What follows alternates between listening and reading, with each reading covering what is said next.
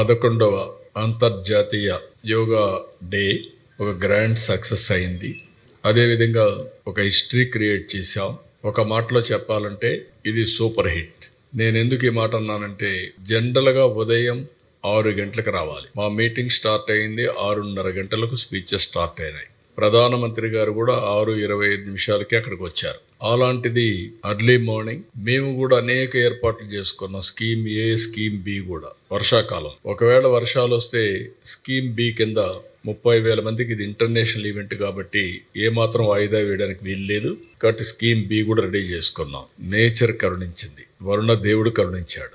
20 రోజుల మునుపు అయితే 60% రెయిన్ఫాల్ ఉంటుందన్నారు. అప్పటి నుంచి భయపడ్డాం. రాను 0 రెయిన్ఫాల్కి వచ్చాం. ఈరోజు మధ్యాహ్నం పైన 0.02 mm పడుతుందని అన్నారు 2 గంటల పైన. ఆ విధంగా అది ఒకటి సక్సెస్ అయ్యాం. 3,03,654 మంది అనుకున్న వెన్యూకి, అది కూడా QR కోడింగ్తో వచ్చారు. ఎందుకంటే గిన్నీస్ రికార్డ్ ఇవ్వాలంటే ఎంతమంది వచ్చారు, ఏ టైంలో వచ్చారు, ఎవ్రీథింగ్ రికార్డ్ చేస్తారు. కాబట్టి ఎగ్జాక్ట్గా ఈ నెంబర్ వచ్చారు. అటు ఇటు ఉంటే అవి కూడా డిసైడ్ చేస్తారు.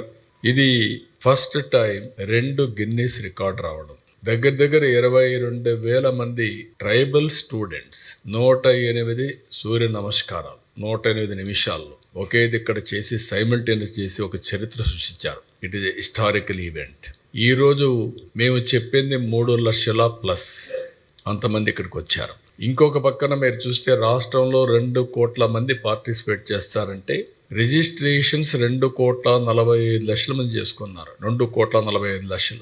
మేము సర్టిఫికెట్స్ అయితే 25 లక్షలు ఇస్తామనుకుంటే 1 డే పార్టిసిపేట్ చేసిన వాళ్ళు, 3 రోజులు పార్టిసిపేట్ చేసిన వాళ్ళు, సర్టిఫికెట్కి ఎలిజిబిలిటీ ఉండేవాళ్ళు 1,89,80,00,000 తయారయ్యారు. 1,80,00,000కి వచ్చారు.